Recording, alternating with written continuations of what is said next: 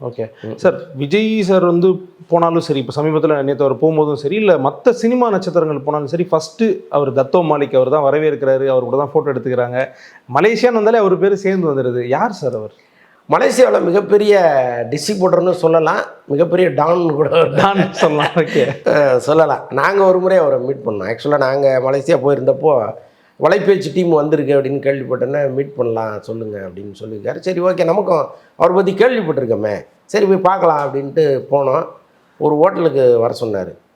நாங்கள் யாரோ ஒரு டிஸ்ட்ரிபியூட்டர், நம்ம இங்கே நிறைய டிஸ்ட்ரிபியூட்டர் பார்க்குறோம்ல, அதுமாரி ஒரு டிஸ்ட்ரிபியூட்டர் வருவார், ஒரு காரில் வந்து இறங்குவார்னு பார்த்தா முன்னும் பின்னும் ஒரு 4-5 கார்கள் புடைசூழ ஒரு கன்மேன்ஸு, பவுன்சர்ஸு, அப்படியே வந்து ஒரு ஒரு பெரிய இசட் பிரிவு செக்யூரிட்டியோடு வந்தால் எப்படி இருக்கும், அப்படி வந்து இறங்குறாரு ஒரு ஆள். அவ்வளோ பெரிய டைட் செக்யூரிட்டி அவருக்கு. அவர் உள்ளே வந்தோடனே அப்புறம் ஏற்கனவே அவர் வராருன்னு தெரிஞ்சோன்னா அந்த ஹோட்டலையே கம்ப்ளீட்டாக மூடிட்டாங்க. அவர் பயங்கர உரிமையாக தோளில் கை போட்டு அவர் தான் கூட்டே வராரு உள்ள. ஆமாம், இந்த வரவேற்பு ஏற்பாடு எல்லாமே அவர் தானா சார்? எல்லாமே அவர் தான். அந்த நிகழ்ச்சி அங்கே நடத்துனது கம்ப்ளீட்டாக எல்லாமே அவர் தான், அவருடைய நிறுவனம் தான் நடத்துச்சு.